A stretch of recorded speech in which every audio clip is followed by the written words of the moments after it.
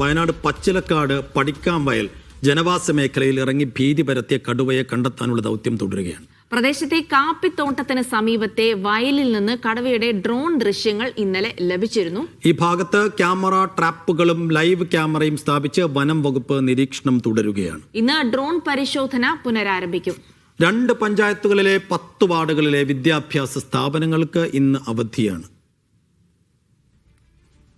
അപ്പോൾ നേരെ പോകാം വയനാട് പച്ചിലക്കാട്ടിലേക്ക്. അവിടെ എന്തൊക്കെ നടക്കുന്നു എന്ന് കൂടെ അറിയാം. ഫൈസൽ നെടുമ്പാല വിവരങ്ങൾ നൽകും. ഫൈസൽ, ഇന്ന് അത്ര നല്ല ദിനമല്ല പച്ചിലക്കാട്ടുകാരെ സംബന്ധിച്ചിടത്തോളം. ഭീതിയോടെ കഴിയുകയാണ്. സ്കൂളുകൾക്കൊക്കെ അവധി കൊടുക്കേണ്ട ഒരു സാഹചര്യമുണ്ട്. പക്ഷേ കടുവ ഇങ്ങനെ ഇന്നലെ ഒക്കെ പരിശോധന നടത്തിയിരുന്നെങ്കിലും കാര്യമായിട്ട് ആ തെരച്ചിലൊരു ഗുണമുണ്ടായില്ല. അപ്പോൾ ഇന്നെങ്കിലും അത് കണ്ടെത്താൻ കഴിയുമെന്നുള്ളതാണ്. ചില ദൃശ്യങ്ങളാണ് ഇപ്പോൾ ഈ പച്ചിലക്കാട് പേര് അന്വർത്ഥമാക്കുന്നത് പോലെ അല്ലേ. അപ്പൊ ഈ കടുവയ്ക്കുള്ള തെരച്ചിൽ ഇന്നിപ്പോ സർവ്വസന്നാഹങ്ങളുമായി തന്നെ തെരച്ചിൽ ആരംഭിക്കുമെന്ന് പറയുന്നുണ്ട്. എന്തൊക്കെയാണ് ഇന്നിപ്പോ നടക്കാൻ പോകുന്നത്? തെരച്ചിൽ തുടങ്ങിയിട്ടുണ്ടോ ഫൈസൽ?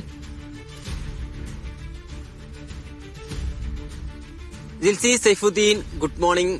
രാവിലെ 8 മണിയോടുകൂടി കടുവയുടെ ദൌത്യം പുനരാരംഭിക്കുമെന്നുള്ളതാണ് വനം വകുപ്പ് അറിയിച്ചിരിക്കുന്നത്. വയനാട്ടിൽ അതിശൈത്യമാണ്. 12-13 ഡിഗ്രിയാണ് നിലവിലെ തണുപ്പ്. ഈ തണുപ്പിനെ അവഗണിച്ചും ഇന്നലെ രാത്രിയിലും വനം വകുപ്പിന്റെ ഭാഗത്ത് നിന്ന് 5 യൂണിറ്റുകളായി തിരിഞ്ഞുകൊണ്ടുള്ള തിരച്ചിൽ ഇന്നലെ രാത്രിയും നടത്തിയിരുന്നു. ഇന്ന് രാവിലെയും അതേ തരത്തിൽ കൂടുതൽ സന്നാഹങ്ങളിൽ സർവ്വ സജ്ജീകരണങ്ങളോട് കൂടിയുള്ള ഒരു തിരച്ചിലായിരിക്കും ഇന്ന് നടത്തുക. തെർമൽ ഡ്രോൺ, 2 തെർമൽ ഡ്രോൺ ഉൾപ്പെടെയുള്ള സംവിധാനങ്ങൾ ഉപയോഗിച്ചുകൊണ്ടാണ് ഇന്നലെ രാത്രിയിൽ തിരച്ചിൽ നടത്തിയത്. ക്യാമറ ട്രാപ്പുകൾ സ്ഥാപിച്ചിട്ടുണ്ട്. ഇന്നലെ വൈകിട്ട് 5:30 കൂടിയാണ് കടുവയുടെ ദൃശ്യം ഡ്രോൺ ക്യാമറയിൽ പതിഞ്ഞത്. ഈ പടിക്കം വയലിൽ തന്നെ സ്വകാര്യ കാപ്പിത്തോട്ടത്തിലാണ് ഇന്നലെ കടുവയുണ്ടായിരുന്നത്.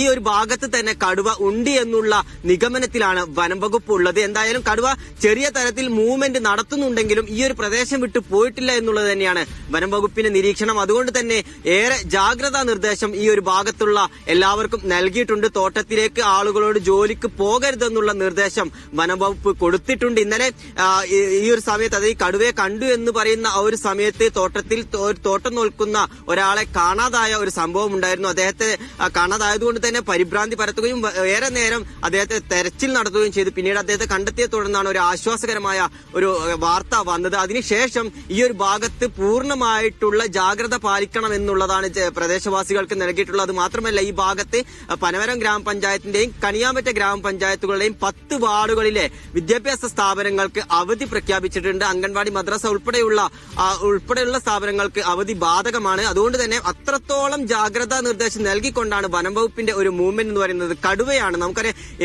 ഏത് തരത്തിലുള്ള ഒരു മൂവ്മെന്റ് കടുവയുടെ ഭാഗത്ത് നിന്ന് ഉണ്ടാകും എന്നുള്ള ഒരു ആശങ്കയാണ് ഉണ്ടാക്കുന്നത്. ആനയൊക്കെ ആണെങ്കിൽ നമുക്ക് കാണാനെങ്കിലും കഴിയും. പക്ഷെ കടുവയായതുകൊണ്ട് തന്നെ, അത് മാത്രമല്ല കടുവ ആക്രമിക്കാനുള്ള ഒരു സാധ്യത കൂടുതലാണ്. മുന്നിൽ കണ്ടു കഴിഞ്ഞാൽ ആക്രമിക്കുകയും കൊലപ്പെടുത്താനുള്ള ഒരു സാധ്യതയും കടുവയെ സംബന്ധിച്ചിടത്തോളം കൂടുതലാണ്. അതുകൊണ്ട് തന്നെയാണ് അതീവ ജാഗ്രതയോടുകൂടി വനംവകുപ്പിന്റെ ഭാഗത്തു നിന്നുള്ള മൂവ്മെന്റ് ഉണ്ടാകുന്നത്. ഇന്ന് കൂടുതൽ ഫോഴ്സിനെയും ആറാട്ടി അംഗങ്ങളെയും ഉപയോഗിച്ചുകൊണ്ടുള്ള ഒരു തെരച്ചിലായിരിക്കും നടക്കുക.